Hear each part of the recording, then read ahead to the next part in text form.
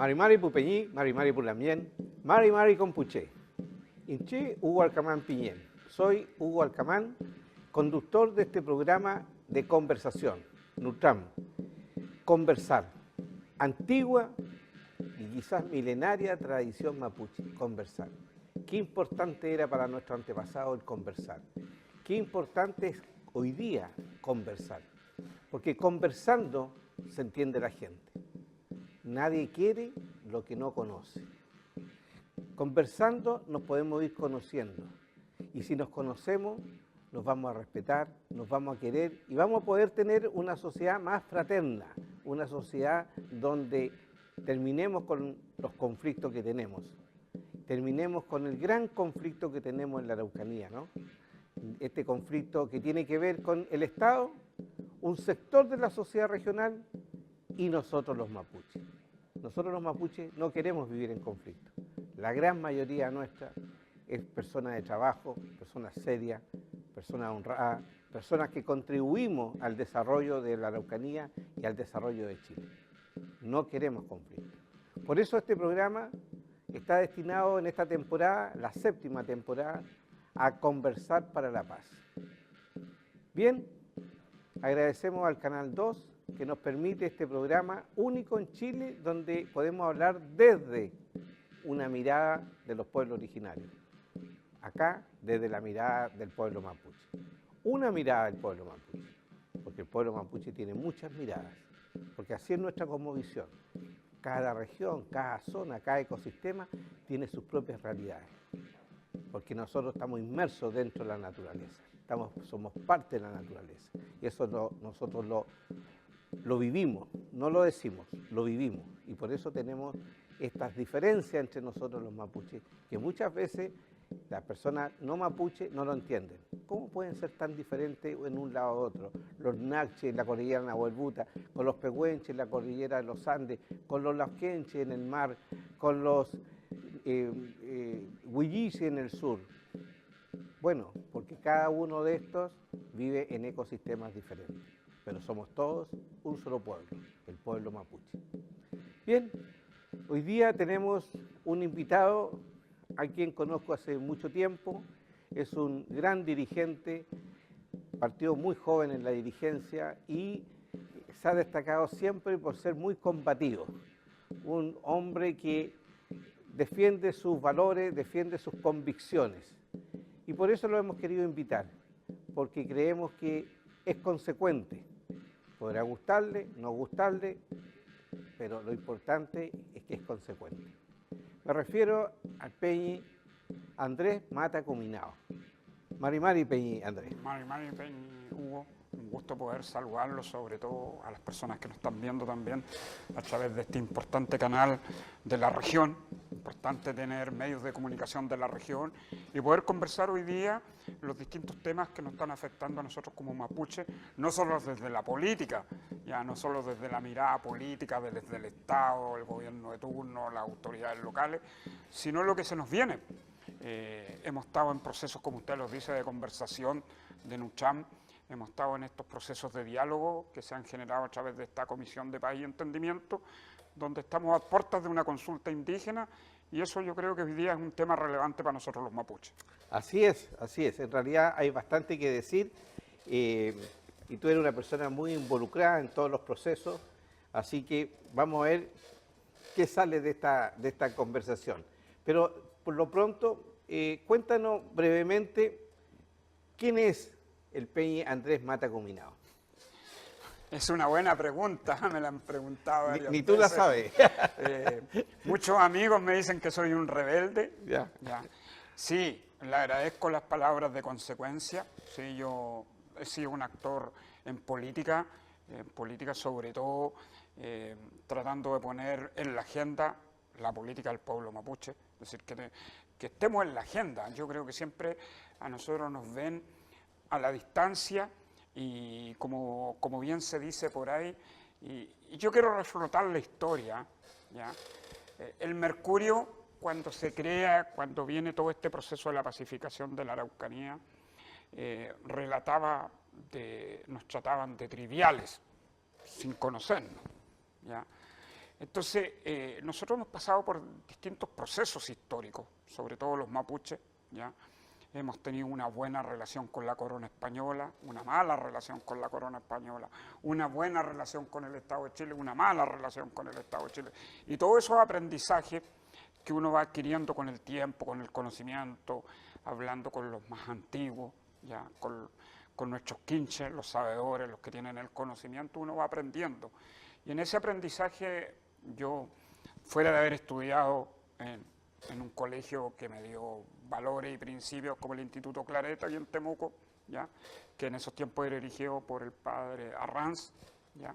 Y después pasé a estudiar agronomía en la Universidad de la Frontera, ya ahí partieron los primeros exabruptos tratando de ser dirigente, y bueno, recibí el apoyo de mis compañeros para estar a la dirigencia de la Escuela de Agronomía y después estar en la Federación de Estudiantes de la Universidad de la Frontera, lo que me permitió también tener un aprendizaje, ¿ya? Porque uno cuando conoce personas, conversa con personas que piensan distinto a uno y va entendiendo qué es la política, ¿ya? Porque hoy día uno escucha a la gente decir, no, la política es negativa. Falso, la política es positiva, porque la política es colocar las ideas para transformarlas en dar soluciones a los problemas de la gente. ¿Ya? Yo siquiera desde esa mirada, yo transito mucho en las comunidades indígenas.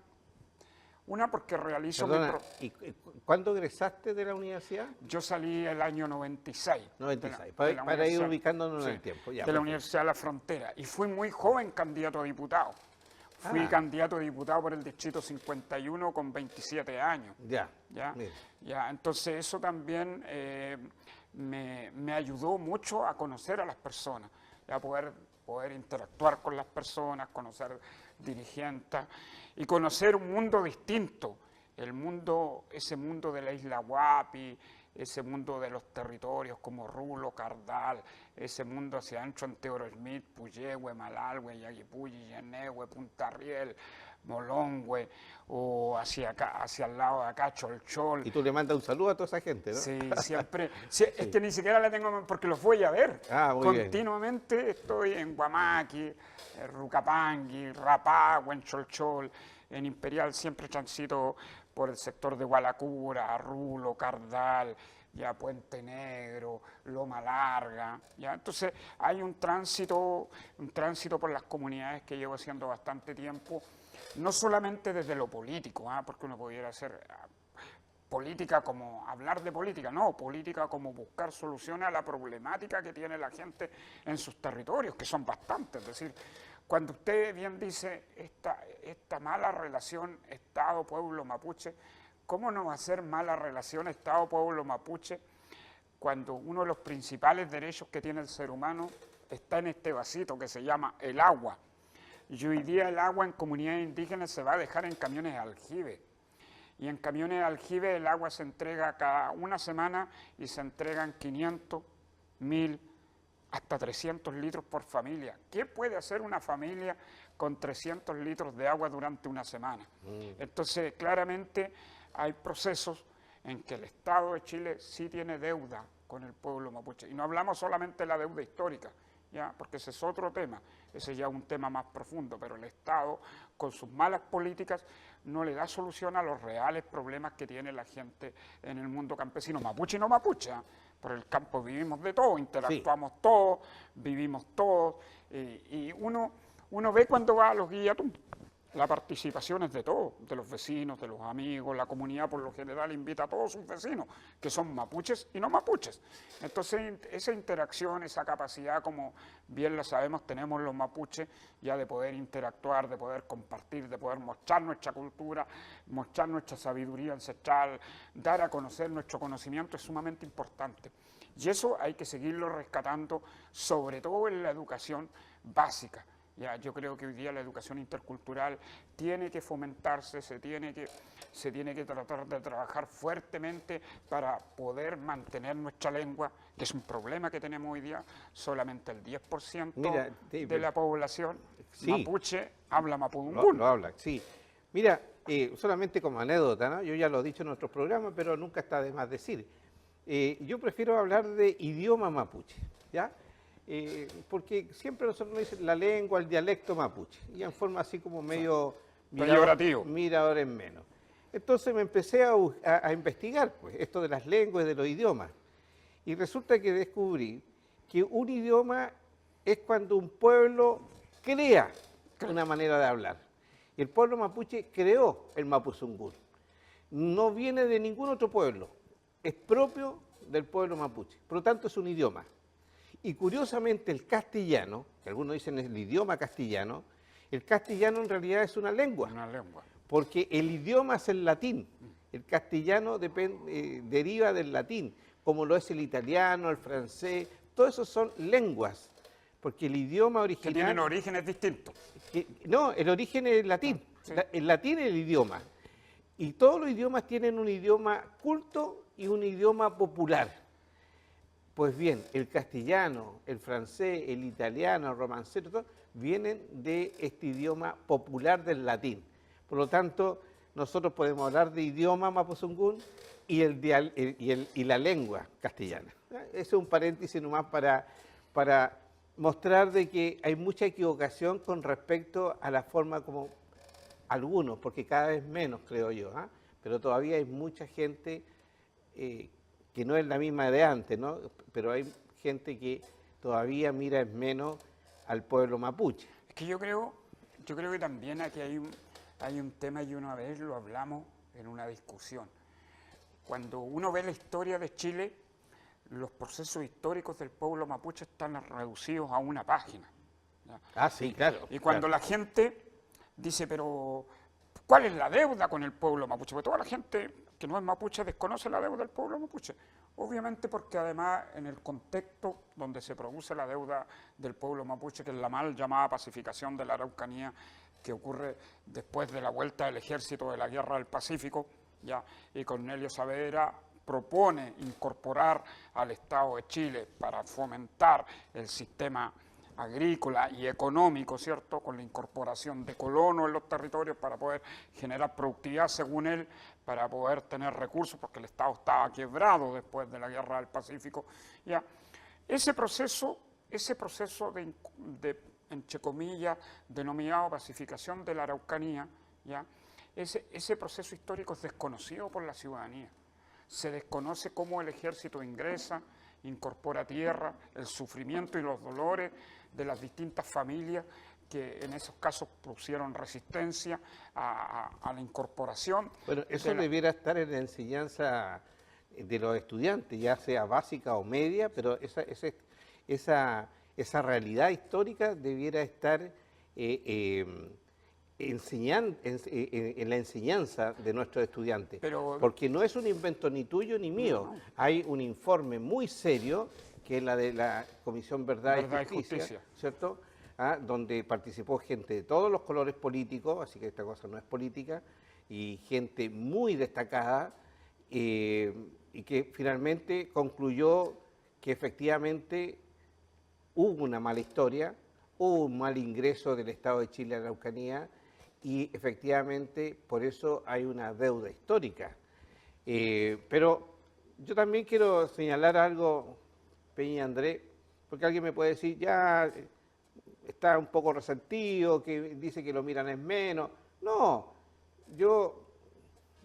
mira, yo digo las cosas por su nombre, con respeto, por supuesto, pero lo que ha dicho, por ejemplo, el candidato presidencial Parisi, que quiere tomar un examen de ADN para determinar quién es mapuche o no es mapuche. Eso no puede ser, eso es volver a los tiempos de los nazis, cuando definitivamente, ¿no es cierto?, el ADN era el que valía para ser alemán. Sangre pura. Sangre pura, no ser pura. Eso, y ve tú lo que causó finalmente, 6 millones de muertos. Es decir, eso está absolutamente repudiable, pero un candidato presidencial lo hace, ¿no? Después viene el otro candidato presidencial, ¿no es cierto?, el señor Katz, donde definitivamente niega toda esta deuda histórica en el rechazo de las propuestas de la Comisión Paz. ¿Y para qué decir el señor Kaiser, ¿ya? Que definitivamente dice que si sale presidente elimina la ley indígena, termina con el convenio 169 y se acaba, ¿no es cierto?, todo este trabajo de recuperación de lo que es la dignidad derechos ganados y por de el derechos ganados pueblo mapuche. y derechos ganados con mucho esfuerzo y a lo largo de muchos años Y por muchas muchos actores. y por muchos actores, ¿no? Y no solamente a nivel nacional, a nivel internacional. Entonces, este desconocimiento que tienen los candidatos presidenciales, donde todavía no aprenden a respetar al pueblo mapuche, imagínate para abajo cómo está la cosa. Entonces, yo coincido contigo en la necesidad urgente de incorporar en la educación intercultural y la historia mapuche, pero la verdadera historia de Chile con el pueblo mapuche. Pero sí, yo siempre cuando discutimos con algunas personas sobre la historia de Chile, solamente los historiadores le pusieron al triunfo del pueblo mapuche en Curalaba el desastre de Curalaba. Entonces Claro. eso es demostrar la poca identidad, desconocer las raíces de los que son hoy día, entre comillas, uno podría decir, los que somos forjadores de este país. Así es decir, en la relación mapuches, colonos, ya esa transversalidad que existe, es desconocer la historia. No, mira, Bueno, qué bueno que tocaste ese tema y yo le pregunto a usted en su casa, ¿usted habla de desastre Curalaba?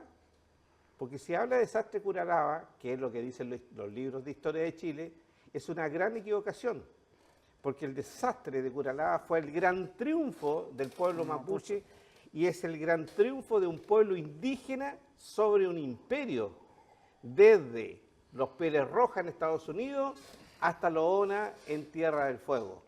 No hay otro caso similar en toda la historia de América como la gran victoria de Curalaba, la gran victoria del pueblo mapuche. Y lo segundo, para tampoco olvidar, el pueblo mapuche es el único pueblo en toda América, nuevamente, desde los Pieles Rojas, Estados Unidos, hasta los Ona en Tierra del Fuego, cruzando toda América, pasando por los incas, los mayas, los aztecas, que firmó un tratado de paz, de relaciones comerciales, con el mayor imperio de la época, el Imperio Español, el Tratado de Quilín en 1642, ¿cierto? Entonces, siéntase orgulloso, usted que es mapuche, de su pueblo, y siéntase orgulloso, usted que no es mapuche, de tener un pueblo indígena, un pueblo originario, y que quizás tiene algo de mapuche también, ¿cierto?, en sus antepasados. Hay que sentirse orgulloso, como tú muy bien dijiste, de nuestra verdadera identidad. Peñi, usted me lleva por estos temas y yo agarro vuelo, pero quiero preguntar, fuiste, dentro de toda tu participación como dirigente, fuiste consejero de la CONADI. ¿Cómo fue esa experiencia? Porque el consejero de la CONADI es el consejero de los 11 pueblos indígenas de Chile. ¿Cómo fue la experiencia de estar, ¿no es cierto?, mirando a los 11 pueblos de Chile? primero que nada, fue tiene dos. Ese paso como consejero para mí tiene dos aristas, una grata y una ingrata. Uno siempre debe partir por lo positivo. Lo positivo fue poder haber trabajado en política ya con los actores relevantes del momento de los dos gobiernos, porque me tocó interactuar entre el primer gobierno del presidente Piñera y el segundo gobierno de la presidenta Bachelet por el espacio de la duración del cargo, ¿ya? Y desde ahí poder promulgar políticas que fueran en aporte hacia el mundo indígena y sobre todo al pueblo mapuche. ¿Ya? Ahí trabajamos fuertemente en la creación de un programa que fue el programa Chile Indígena, que yo creo que es bastante valorado en las comunidades, no es como este programa PAT, que en realidad a mí me parece que fue un programa más político que un programa técnico. ¿Ya? El programa Chile Indígena sí era un programa donde estaban todas las comunidades y tenían participación. ¿Qué significa el programa PAT? El programa de acción territorial. Ya. Sí, que se creó en este gobierno y desde mi mirada no ha tenido la inversión en recursos y tampoco está sobre todos los territorios. Es decir, hay muchas Primero tuvimos mesas. el programa Orígenes, ¿no? Claro, programa Orígenes que fue financiado por el BID. Ya. Ya. Después el programa Chile Indígena. Chile Indígena, que ese fue el primer programa financiado por el Estado de Chile. Por el Estado de Chile. Sí, porque el BID era con fondos del Banco Interamericano, era un préstamo, era que el Estado de Chile lo tenía que devolver. Y seguramente habían condiciones que ponía el BID, ¿no es cierto? Sí. Ya, y Que después, bueno, fue importante también el BID porque si uno hace una mirada, desde ahí parte la política en los territorios indígenas porque se construyen las sedes. Quizás lo más relevante del BID fue la construcción de sedes en los territorios, ya que las comunidades tuvieran su sede para poder actuar, para poder reunirse, para poder citar al Estado. Entonces eso es una etapa inicial que para mí tiene una importancia, que tiene un valor, ya la construcción de las sedes, porque antiguamente no había cómo reunirse, había que seguir la costumbre indígena, que era hacer un ruco por ahí. Claro, o en el territorio. Claro. ¿Ya?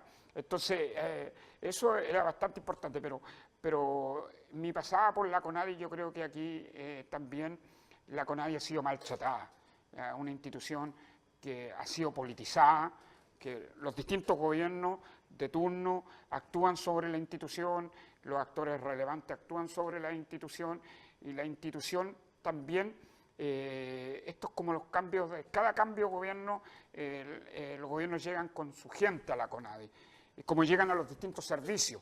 Y yo creo que hoy día se está viendo que aquí sí se tiene que llegar con personas preparadas, capacitadas y que tengan el conocimiento. Y ese es el problema que tiene la CONADI. Tiene muy buenos funcionarios, pero también tiene unos funcionarios que en realidad para mí dejan mucho que desear y no deberían estar en la institucionalidad. Pero la gente que está entrando a la CONADI en los últimos años... Muy baja preparación. ¿Baja preparación? Baja preparación. Porque tenemos que... A ver, sácame de una idea que tengo. Esto me lo comentó un Peñi que trabajó muchos años en la CONADI, ¿no? En el año 93, cuando se crea la CONADI, ¿no es cierto? Una forma que tuvo el gobierno de la época de tranquilizar el descontento mapuche, tranquilizar, ¿no es cierto?, a la dirigencia mapuche, fue incorporarlo a la CONADI. Sí. ¿Ya? Sí, y para eso dirigencia. incorporó personas sin mayor educación, ¿ya? Sin estudios como para estar trabajando en una institución del Estado. Ahora, muchos de ellos trabajaron 30 años y ya empezaron a jubilar así ya un tiempo. Ya no están. ¿Ya, ¿cierto? Pero fueron estudiando. Yo conozco casos de gente que dijo, mira, yo entré con cuarto medio. O el aprender haciendo. Y fui estudiando después paralelo y saqué una ingeniería en administración. Y a mí me parece muy valorable. Pero efectivamente la CONADI se crea con personas que no estaban capacitadas para trabajar en una institución de gobierno. ¿Es así? Sí. Es así. Lamentablemente, como toda institucionalidad, hay cargos que tienen responsabilidad administrativa y otros cargos que no tienen responsabilidad administrativa. Por lo tanto, los que tienen responsabilidad administrativa tienen que ser personas preparadas, claro, tienen que ser personas capacitadas y también el compromiso, que es lo que hoy día yo creo que le falta al funcionario público, es su falta de compromiso. Es decir, uno no puede ser que uno llegue a una institucionalidad a las 9 de la mañana y salga a la 1 de la tarde, ya cuando tiene que salir casi corriendo para ir a tomar el bus, para irse para su comunidad. Entonces yo creo que esa falta de compromiso es la que uno difiere entre un funcionario bueno y un funcionario malo. Hay funcionarios que tienen muy buen compromiso, que como usted dice, se van preparando en el camino, van acumulando más información, se van preparando, hacen cursos, ya se capacitan, pero los otros no, es decir, se mantienen en la institucionalidad flotando nomás y que definitivamente son más un problema para la institucionalidad que una solución para las personas que llegan a buscar soluciones dentro de la CONADI. Esos son los funcionarios, pero también podemos hablar que la CONADI se ha hecho conocida por ser un lugar de algunos políticos que se han apoderado de la CONADI a lo largo del tiempo, donde han puesto a su gente y han dado las órdenes, ¿no? Sí, ese es el historial. Especialmente los senadores. Sí, ese es un historial que le pesa durante mucho tiempo a la CONADI y creo que ojalá en adelante eso no es que esto es bueno conversarlo, sí, porque cargamos la culpa a la CONADI, pero no decimos nada de los senadores y diputados que han metido mano en la CONADI y que ellos han desordenado el sistema. Entonces volvemos al problema que aquí en este programa lo hemos dicho mucho tiempo, que parte del problema que vivimos en la Araucanía son los políticos finalmente, pues, ¿no? Parlamentarios que tienen este tipo de conducta que desordenan la administración del Estado. Sí. En vez de ayudar, lo desordenan. Yo creo que usted ha tocado un buen tema y capaz que dentro de la dureza que me conocen, yo quiero colocar 2 puntos en tema. Usted me habló de actores presidenciales que opinaban sobre la temática indígena. Yo primero que nada no le respondería al señor Kaiser con cuarto medio, es decir, yo soy una persona preparada, Sí. ya que estudié en la Universidad de la Frontera, después seguí creciendo, hice magíster, diplomado, tengo estudios ya de preparación, entonces yo creo que en Chile las autoridades tienen que ser personas con niveles de preparación. Aquí un candidato presidencial no puede ser tan básico ya y tener el desconocimiento, porque al final las personas que no tienen el conocimiento no saben tomar decisiones. Y aquí es importante saber tomar decisiones. Y lo otro, y afectan la vida de los todos demás, de todos de los todos. chilenos. Entonces, Sí. es mucha responsabilidad que como son ignorantes, no dimensionan el efecto y sobre todo le afectan a los más vulnerables. Pero a yo los- creo que es un problema de la región. Aquí, reconozcámoslo, hasta los mapuches hemos sufrido eso. La Asociación de Alcaldes Mapuches hoy día está cuestionada, formalizado, ¿ya? Y encarcelado. Es decir, esto no es solamente del no mapuche, es de todo, Sí. es de la sociedad en su conjunto. Entonces, yo creo que aquí hay un problema de autoridad. Y aquí uno tiene que hablarle al que está al otro lado de la Cámara cuando vota, que se informe por quién vota, el nivel de preparación del candidato. Ya, hoy día en la región tenemos autoridades muy básicas, sin conocimiento, y a mí me parece que por eso no se solucionan los problemas en la región. En el Consejo Regional, el CORE, veamos el nivel de preparación de los CORE. Ya, veamos el nivel de preparación de los CORE, consejeros sin niveles de preparación, sin capacidades, sin conocer ya lo que es la política.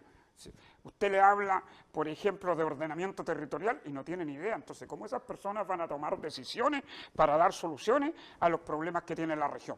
No solamente el mundo mapuche, sino también de aquellas otras personas que también tienen problemas como caminos, APR, hospitales, los colegios, No, porque la autoridad es para todos. Sí, No, entonces no, hoy día no. tenemos autoridades muy básicas. Claro, no son y en eso autoridades, también, no son autoridades para algunos, son autoridades para todos. en eso también son culpables los gobiernos. Perfecto. Con designar algunos seremis Entonces, con poca preparación, ¿cuál es? sin conocer estatutos administrativos, sin conocer leyes orgánicas, sin saber.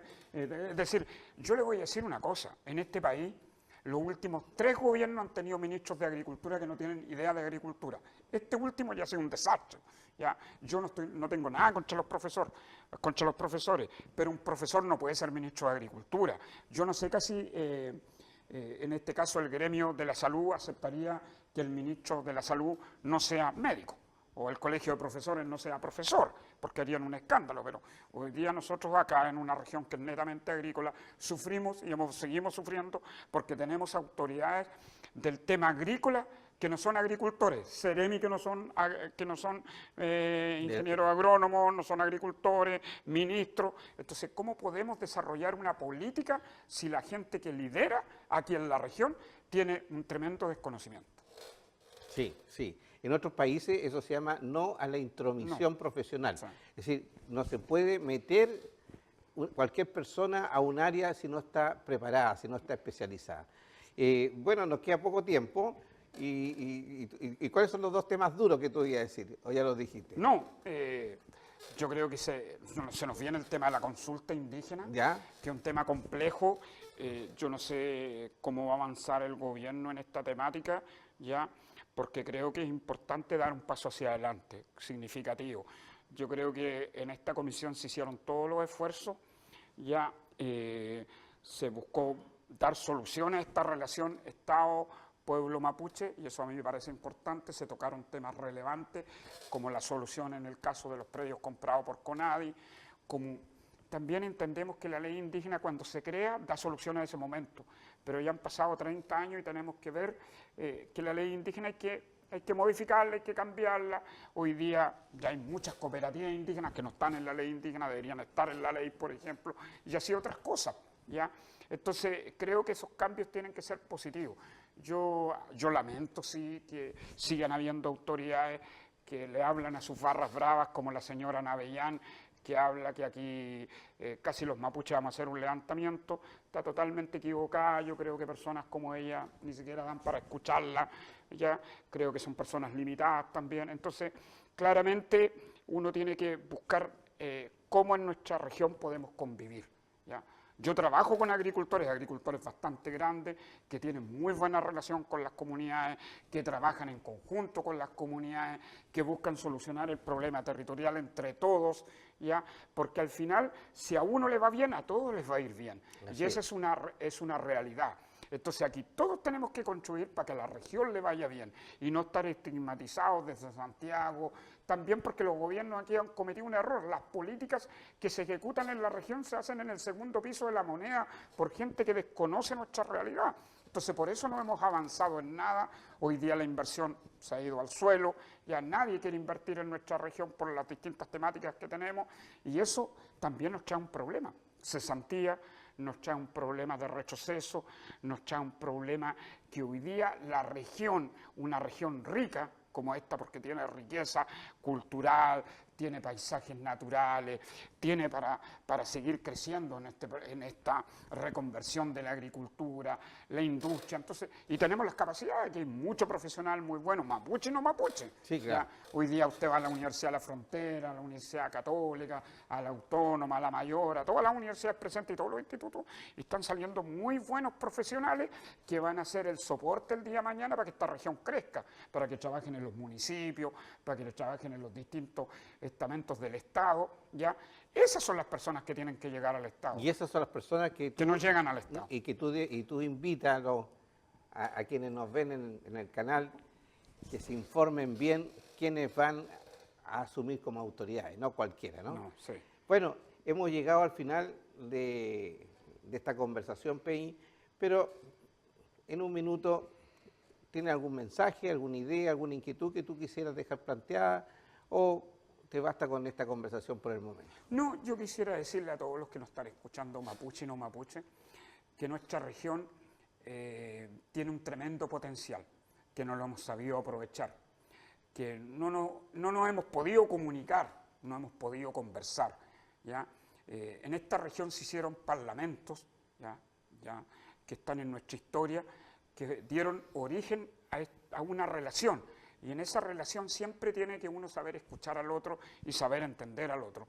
Yo creo que nuestra región hoy día tiene que seguir creciendo, tiene que seguir dinamizándose y tiene que esta relación Estado-pueblo mapuche mejorar, y eso implica un Estado mucho más eficiente y mucho más eficaz, porque siempre los gobiernos de unos dicen es que el problema es el recurso, pero hay que ser eficientes y eficaces, hay que priorizar las necesidades, hay que tener una agenda de trabajo, y ahí donde yo creo que el mundo político está al debe con la región.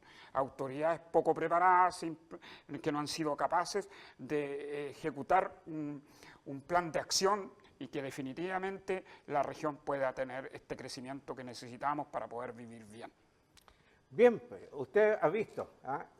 Hemos estado conversando con un antiguo dirigente mapuche, ingeniero agrónomo, preparado, pero sobre todo con mucha energía, con mucho negüen.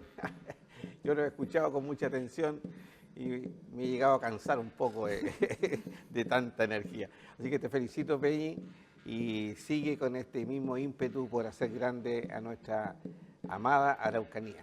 Muchas gracias. Bien. Salto más. Nos despedimos entonces por este segmento. No se vaya, que ahora seguimos en la segunda parte del programa con el abogado Richard Caifal, que nos trae algunas novedades.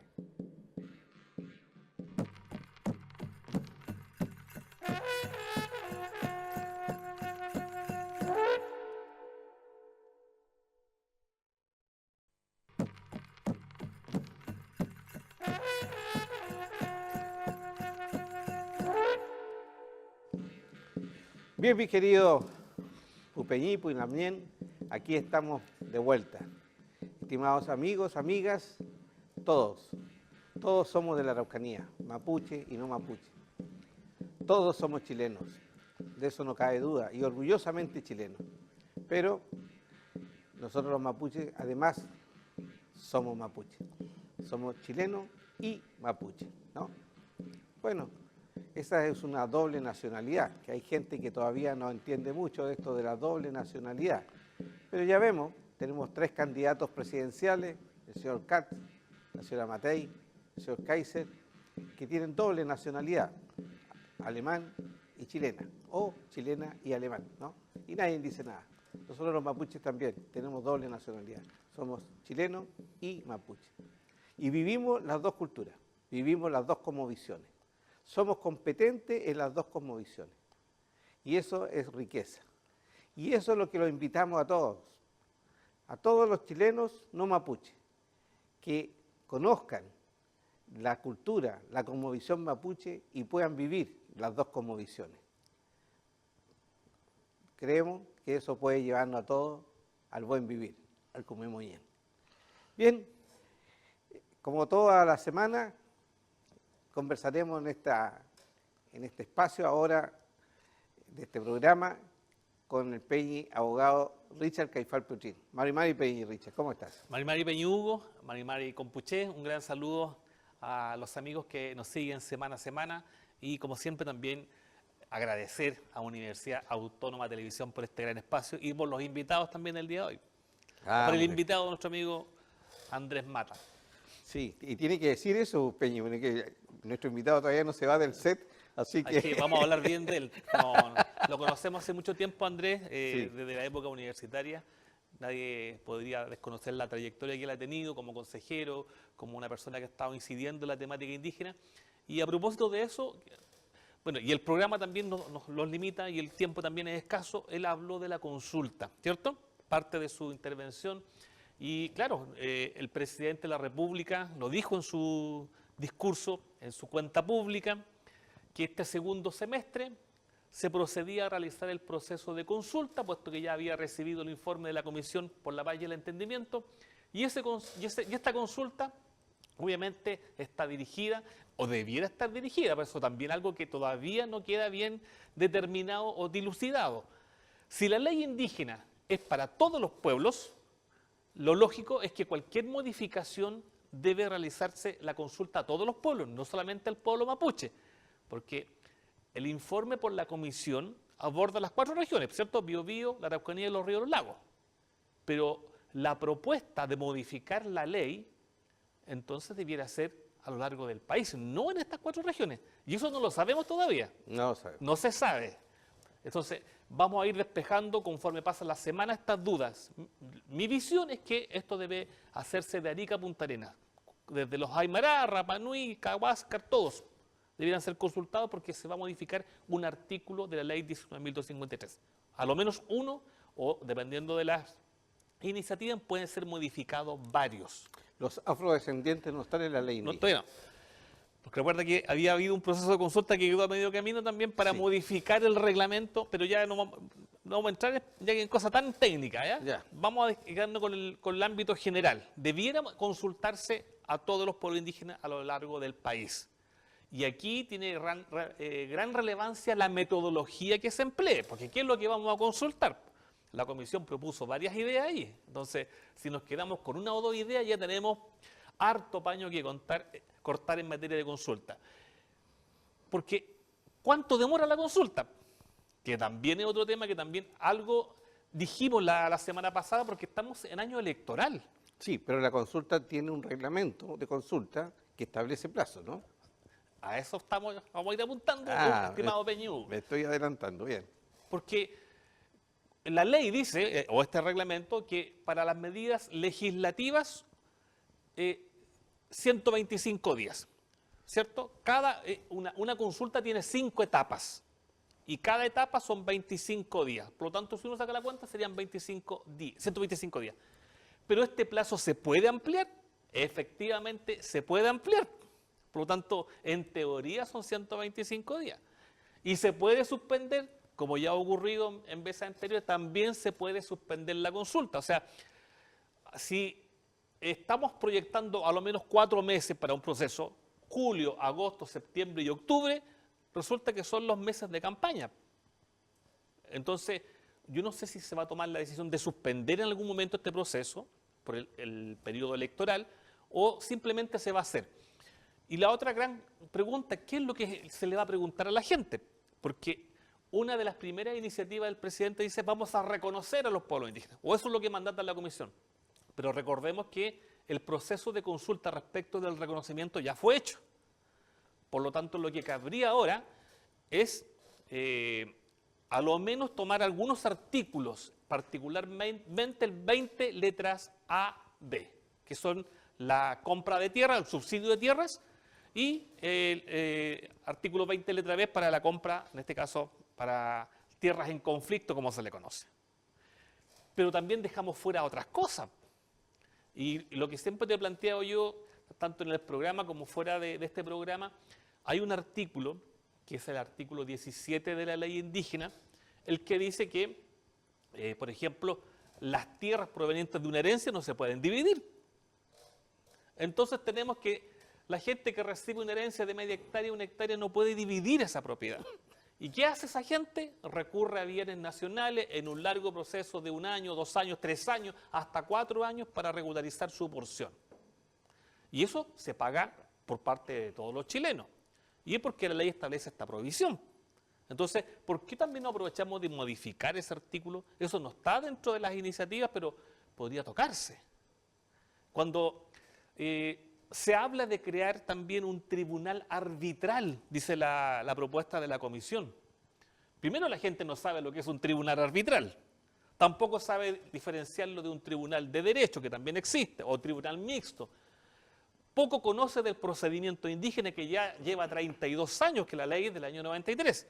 Ese procedimiento especial indígena no es conocido por todos, a pesar de los 32 años que ya tiene la ley.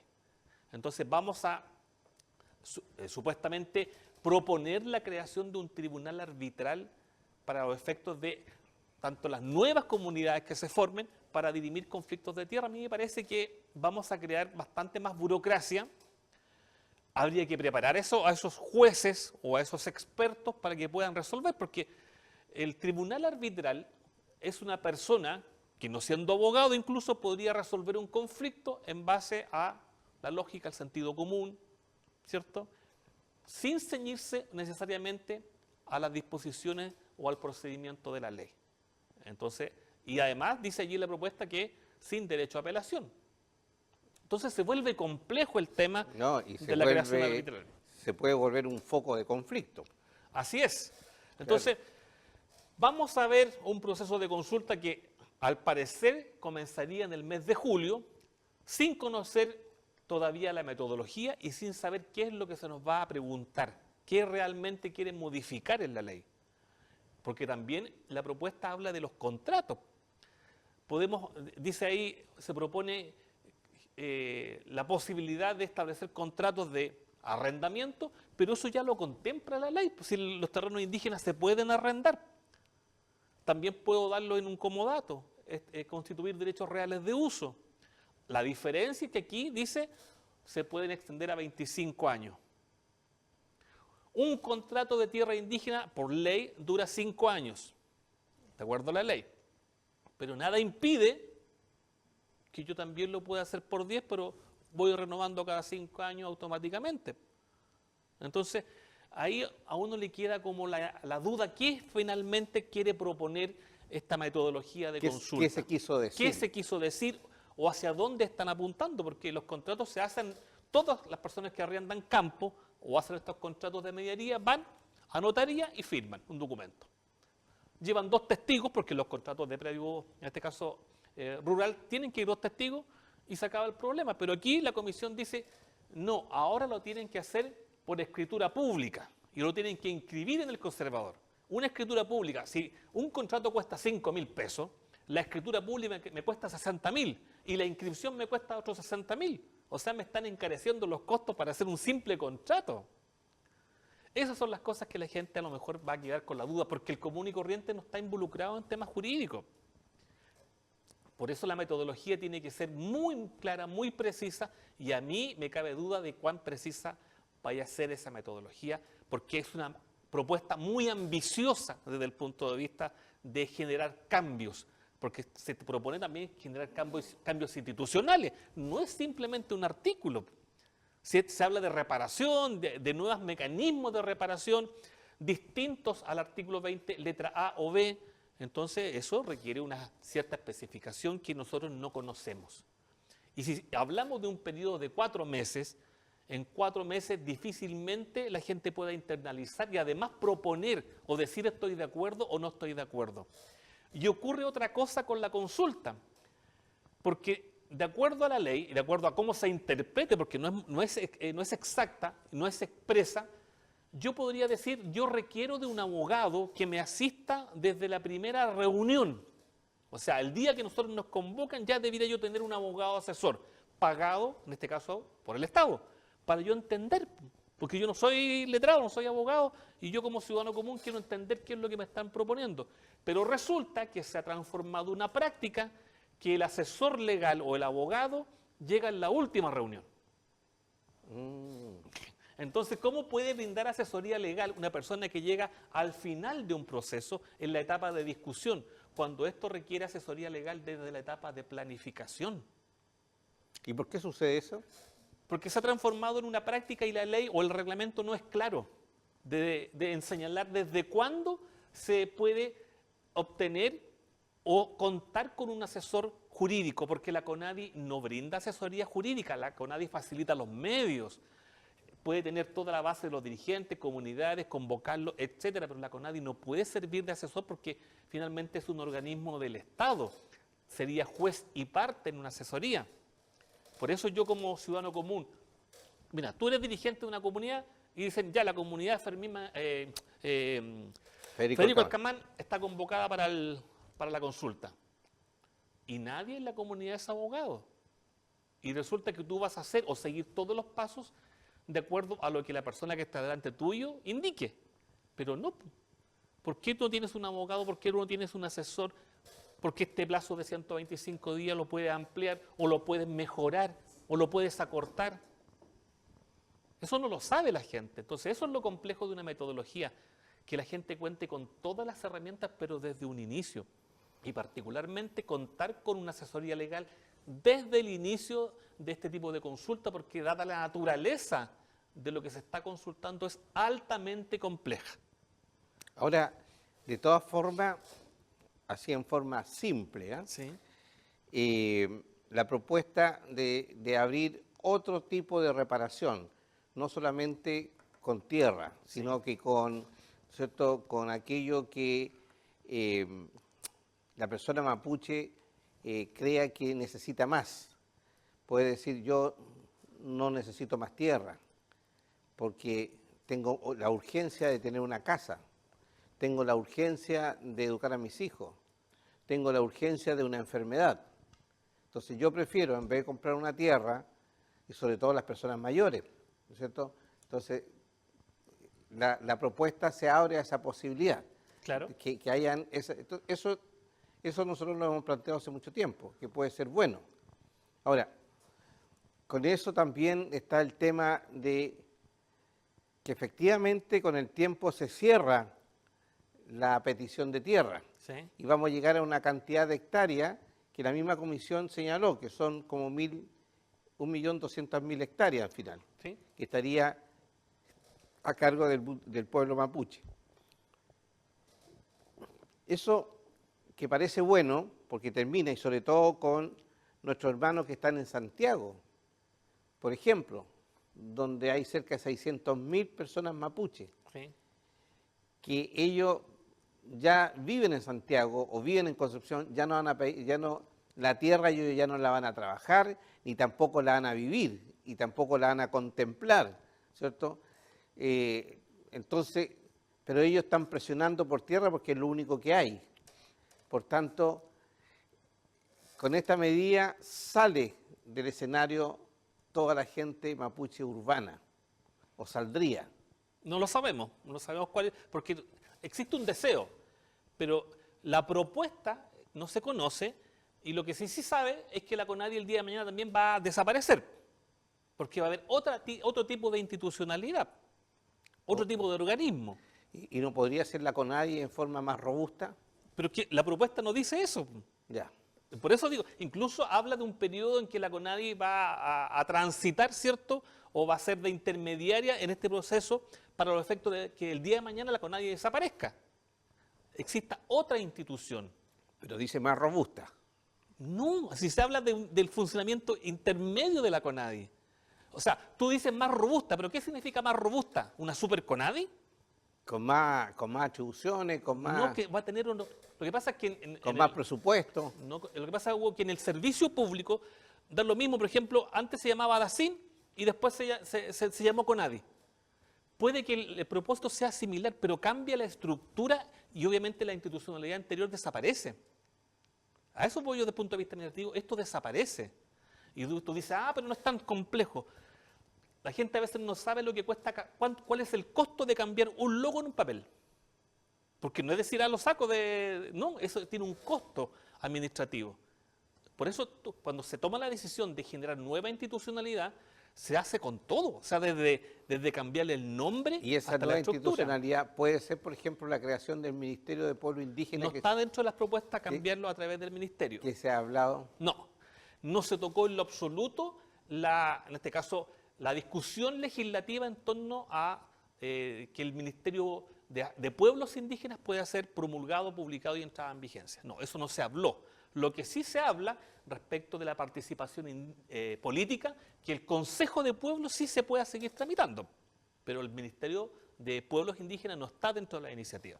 Por lo tanto, se crearía otro tipo de figura administrativa, distinta de la CONADI, tiene otro nombre, digo, puede incluso cumplir casi los objetivos similares, pero en el derecho, obviamente va a tener otro nombre, va a tener otra estructura, incluso puede que los funcionarios sean los mismos, pero ya cambia todo, Hugo. Eso lo digo desde el punto de vista simplemente del funcionamiento administrativo. Ya, conforme. Yo estoy haciendo un poco de abogado del diablo, ¿no? ¿Sí? ¿Por qué dirán abogado del diablo? ¿Usted qué es abogado? ¿Ah? En buen chileno es como le buscan la quinta pata al gato. Ya. Entonces te vamos a buscar la quinta pata al gato. El cambiar la estructura de la CONADI puede ser para mejor, pues. Por supuesto que uno siempre aspira a que esto sea mejorado, porque como también escuchaba a Andrés... Perdón, el DACIN con respecto a la CONADI, a tu juicio, ¿se mejoró? Por supuesto que, porque tenía también otro propósito. Sí, una mejoró. finalidad. O sea, no estaba la compra de tierra, ¿cierto? Entonces, son instituciones que tienen un propósito apuntado en esa época más al desarrollo. Y a mí la figura de la corporación de esa época me gustaba por las personas que la componían. Pero bueno, tenemos la CONADI y tenemos un déficit importante desde el punto de vista de la estructura y también de la representación. Andrés Mate dijo que él había sido consejero, pero los consejeros tienen una elección indirecta. Ellos son propuestos, ¿cierto?, en base a una elección de la cual participa muy poca gente, pero quien designa es el presidente de la República. No es que yo salga electo y por el solo hecho de salir electo ya sea consejero nacional de CONADI, no. Tiene que ser de algún modo refrendado por el presidente de la República. Y eso obviamente en las democracias no ocurre, es una especie como de paternalismo lo que constituye esa figura. ¿Y puede suceder lo mismo con el Consejo Pueblo? No, porque los consejos de pueblo son electos directamente. Ahora, ¿cuáles son las atribuciones? Porque aquí hay que, como se dice en buen chileno también, la facultad para cortar la torta. O sea, si no pinchan ni cortan, entonces no sería una especie como una institucionalidad decorativa. Tiene que tener algún tipo de incidencia en la toma de decisiones. Y no está señalado cuál sería el propósito o las atribuciones del Consejo Pueblo. No, en definitiva hay un grado de representación, pero ¿cuál es la incidencia? Eso es lo que legislativamente aún no se ha resuelto. Por eso lo conversamos en temporadas anteriores, que mejor que el Consejo Pueblo era los cupos reservados en el Parlamento. Ahora, están los cupos reservados, que es una metodología, y están los escaños proporcionales, que otra propuesta que es la que se vio en la última elección, en este caso de los consejeros constitucionales. Sí. Que se parecen, pero no es lo mismo. Habría que explicar también cuál es la diferencia entre uno u otro. Pero no está propuesto el tema de los escaños, no está propuesto de los escaños proporcionales, se está hablando de la creación o la continuación de la discusión legislativa para la creación del Consejo de Pueblos. ¿Ya? Eso es lo que tenemos en la práctica. Pero en lo que dice relación con la ley 19.253, tal y cual la conocemos, eso cambiaría. Eso debiese cambiar, pero debiese cambiar también hacia otros artículos. Si queremos mejorarla, tenemos que hablar en serio. Y ahí faltan normas legales que se deben de cambiar. Lo hemos dicho tantas veces, o sea, la asociación indígena como tal es poco práctica, poco funcional. Se requieren 25 personas. Y al final el objeto o el giro es básicamente cultural y eventualmente económico. O sea, yo no he visto ninguna asociación que tenga un propósito económico. O sea, si queremos apuntar al desarrollo, tenemos que cambiar la figura legal. Y de eso no se está hablando. Eso hay que cambiarlo. De lo contrario, vamos a tener una estructura que es poco práctica, poco útil, incluso puede caer en desuso. Porque ¿cuántas organizaciones o asociaciones se han creado y cuántas de ellas se mantienen vivas al día de hoy? Sí, Entonces, nacen y mueren. Nacen y mueren. Entonces, se hacen para un propósito específico, pero al tercer año ya no existen. Están en el papel, pero no funcionan. Nuestros vecinos tienen una asociación indígena y nunca funcionó. Tal cual. Tal cual. Entonces, si vamos a hacer cambios importantes en la ley, debiera haber un equipo técnico. Esto no es solamente voluntad política, esto requiere capacidad técnica. Tomar a lo menos un par de artículos de la ley y hacer una transformación real. Porque vamos a seguir la lógica de todo tiene que cambiar para que nada cambie, eso no va a funcionar. No va a funcionar porque nos vamos a quedar entrampados en una discusión que creo que es más bien de carácter política el día de hoy. Bueno, entonces yo podría señalar a las personas mapuche, especialmente quienes siguen este programa, que tienen estudios, que empiecen a interiorizarse, empiecen a estudiar bien la ley indígena, aunque no sean abogados, pero no llegar a la consulta con total desconocimiento, porque si no, no van a poder hacer las propuestas o no van a poder hacer las mejoras que quizás la consulta nos permita hacer. Para decir esto me gusta o no me gusta, yo tengo que tener algo de base. Entonces yo creo que hay dos aspectos que son relevantes. Primero, tener la asesoría para aquellas personas que no son abogados, ni letrados, ni tienen conocimiento de la ley. Pero eso no puede ocurrir al final del proceso, tiene que ocurrir desde el día 1. Sí, pero también esos abogados tienen que llegar con conocimiento. Claro. Porque saben de leyes y tienen la lógica, pero no saben la historia del movimiento indígena y de la ley indígena, ¿no? Yo creo que pedir conocimiento del movimiento indígena ya sería un tanto ambicioso. Sí. Abogados hay de todas las especialidades. Ahora, si uno quiere ir al tribunal de familia, obviamente se hará asesorar por un experto en materia de familia. Si uno ve materias indígenas, se hará asesorar por un experto, a lo menos en la ley indígena, pero recordemos que no existen en las universidades de la región una cátedra obligatoria de derecho indígena. Son muy pocas, creo que hay una o dos universidades que la hacen. ¿Acá en la región? A la región. Mira. Porque en definitiva, todo el proceso formativo de los profesionales es posgrado. La gente que ha hecho posgrado es la que se ha ido especializando, pero la universidad no te prepara en derecho indígena. O fue un electivo en su momento, o fue una especialización que alguien quiso hacer, digamos. Pero de acuerdo a lo que tú has visto en la plaza, ¿no? No en la plaza de armas, en la plaza se dice, ¿no? Sí. En la región. ¿Hay suficientes abogados que conozcan el derecho indígena? Yo digo que sí hay hartos abogados que conocen el derecho indígena, pero también están en las instituciones, porque son las instituciones en las cuales encuentran la especialización. Ya. Por ejemplo, yo me voy a trabajar a CONADI, obviamente me voy a volver un experto en todo lo que tenga que ver con el derecho indígena, pero ese abogado obviamente no se va a salir de la institución para ir a vender asesoría jurídica. ¿Pero abogado de libre ejercicio? No, sí también hay, pero es que también entramos después a competir con los valores o los precios. Porque tú estás exigiendo a un especialista, pero resulta que el presupuesto para pagarle al especialista es muy bajo. O sea, nos genera incentivos. O sea, tú no le puedes pagar a un profesional 300.000 pesos. Bueno, eso es lo que se pagaba. Pero ya te estoy dando un ejemplo. Ya. Oye, no le pagamos 300, le vamos a pagar 400. ¿Y alguien está dispuesto, oye, vamos a trabajar durante tantos meses por 400.000 pesos? No lo sé. A lo mejor sí los hay. Eso no lo sé, pero no es una... O abogados recién egresados que necesitan experiencia, pero no tienen la experiencia. No, pues es que si tú quieres a alguien con experiencia, Sí. alguien que sepa la ley o que conozca la ley, tienes que tener una persona que tenga un grado de especialización y eso tiene un costo. Eso tiene un costo sí o sí, porque esa persona tuvo que pagar un magíster, tuvo que pagar, no sé, un posgrado o incluso en la propia universidad. Bueno, estamos hablando de la consulta indígena que es derivada de las propuestas de la Comisión por la sí. Paz y el Entendimiento. Pero también hay otras medidas que no van por la consulta. ¿Cuáles serían? Las relativas, por ejemplo, a la reparación de las víctimas. Ya. Eso es algo que genera mucha sensibilidad en la ciudadanía, porque las víctimas son mapuches y no mapuches, y el grado de violencia de la cual ellos han sido víctimas es feroz. No estamos hablando de una simple amenaza, estamos hablando de personas fallecidas, asesinadas de manera brutal, y otras con daños materiales, pero ya...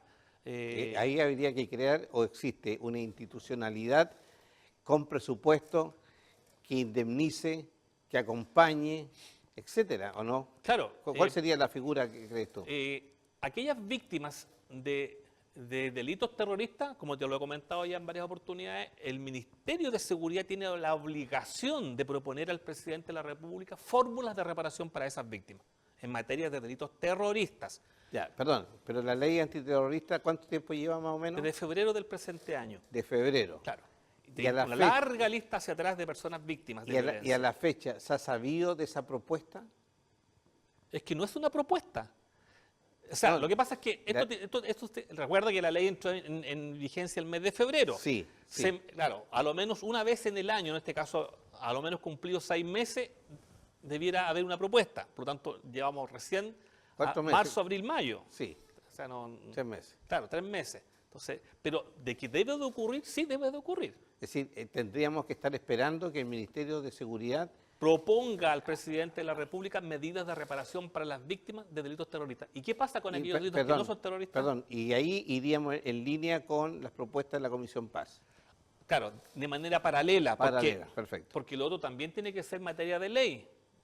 Esto es una propuesta, no es vinculante, no es obligatorio todavía. Por lo tanto, si queremos una ley para las víctimas, requiere discusión en el Parlamento. ¿Y cuándo se va a producir esa discusión? Este año ya no. Aun cuando el proyecto puede que esté ingresado, pero lo más probable es que este año no se discuta por los tiempos electorales. Genera mucha polarización una ley de esa naturaleza. Tendría que ser después de noviembre. Yo creo, claro, ya estamos dejando la ley para el próximo año, porque además se envían proyectos de ley, pero no se les pone urgencia. Entonces un proyecto de ley, otros que han dormido eternamente en el Parlamento y otros que son, no sé, casi de discusión inmediata. Bueno, estamos hablando sobre supuestos, ¿no es Sí. cierto? Porque no tenemos ninguna información oficial todavía, pero tengo entendido que en los próximos días ya vamos a tener más claridad con respecto a qué es lo que el gobierno va a hacer, ¿no? Porque En cuanto a la metodología y a la claro, pregunta. porque la comisión trabajó casi 2 años, entregó las propuestas al presidente de la República, el presidente ya las recibió oficialmente y ahora entonces esto quedó en manos del gobierno. Así es. Y por tanto tenemos que esperar que el gobierno nos informe qué va a hacer con estas medidas. Claro. Volver a insistir que ¿por qué se consulta? Porque es una obligación que establece la ley. Cada vez que haya medidas legislativas o administrativas que afecten a los pueblos indígenas, esto se debe de consultar. Por eso se hace la consulta. Perfecto. Muy bien, pues. Gran tema, ¿eh? Gran tema. Estamos recién entrando. Estamos aquí, Sí. nosotros lo que hemos comentado es lo que a nosotros nos parece, lo que nosotros creemos. No es definitivo, por si acaso. Lo que nosotros estamos diciendo no es definitivo. Tenemos que esperar que el gobierno informe cuáles son, ¿no es cierto?, sus acciones definitivas. Aquí estamos elucubrando, ¿no? Estamos hablando en base a lo poco que tenemos. No hay más todavía. Así que no se pierdan nuestros programas porque semana a semana iremos avanzando en la información que se necesita para todo este importantísimo proceso que esperamos nos lleve a la paz y al entendimiento. Bien, mi Peñi Richard Caifal, será hasta la próxima semana. Chaltumay Peñihugo, Chaltumay también a los amigos que nos siguen a través de Universidad Autónoma de Televisión. Muy bien, Peucayal, Peucayal. hasta pronto, Chaltumay, muchas gracias.